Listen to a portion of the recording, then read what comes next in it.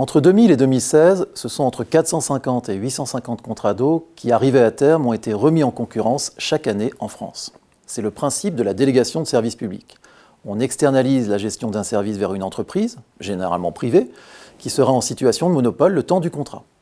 Mais on la contraint à tarifer à un prix de concurrence en la sélectionnant par appel d'offres régulièrement à chaque renouvellement de contrat. Ça, c'est la théorie. Dans la pratique, on peut s'interroger sur le rôle des renouvellements de contrats. Ces appels d'offres réguliers permettent-ils vraiment de faire jouer la concurrence ? Sur un marché comme celui de l'eau en France, dominé par deux entreprises, Suez et Veolia, on peut en douter.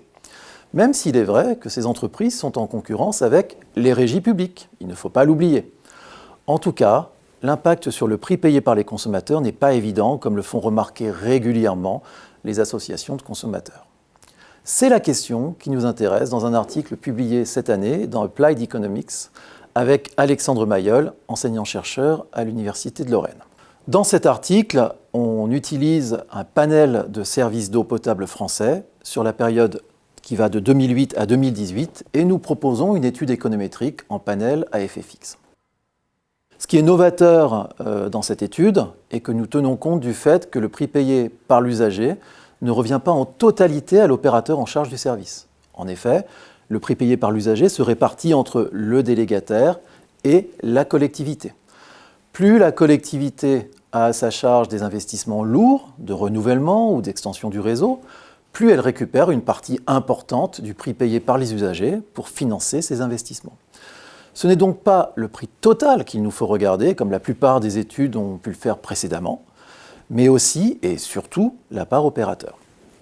Si lors des renouvellements, la part des opérateurs diminue et dans le même temps, celle des collectivités augmente, on comprend bien pourquoi le consommateur ne voit aucun effet sur le prix qu'il paye lors des renouvellements de contrat.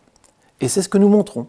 Il y a bien un effet de la concurrence, il y a bien un effet sur le prix qui va à l'opérateur privé. La part du prix revenant à l'entreprise baisse lors des renouvellements. Mais cette baisse est compensée par la part du prix revenant à la collectivité qui, elle, augmente.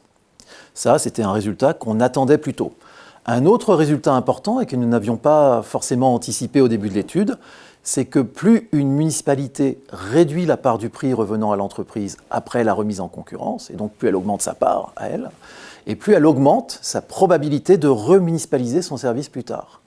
L'explication que nous donnons à ce résultat, que nous suggérons, est que plus les collectivités gèrent une part importante du service, et plus en réalité elles développent les capacités nécessaires à la reprise en gestion de la totalité du service. Alors, à quoi s'attendre dans l'avenir ? À une vague de remunicipalisation ? Rien n'est moins sûr, car le secteur est en plein changement.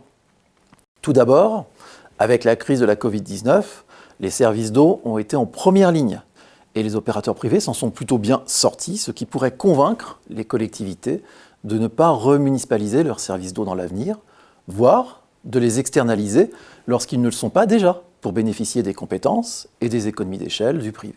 Mais dans le même temps, à l'heure où la fusion Veolia-Suez se précise, et si elle aboutit, ne manquera pas de réduire la concurrence sur le marché de l'eau en France, on peut aussi s'interroger sur la répartition future du marché de l'eau entre régie publique et délégation de services publics.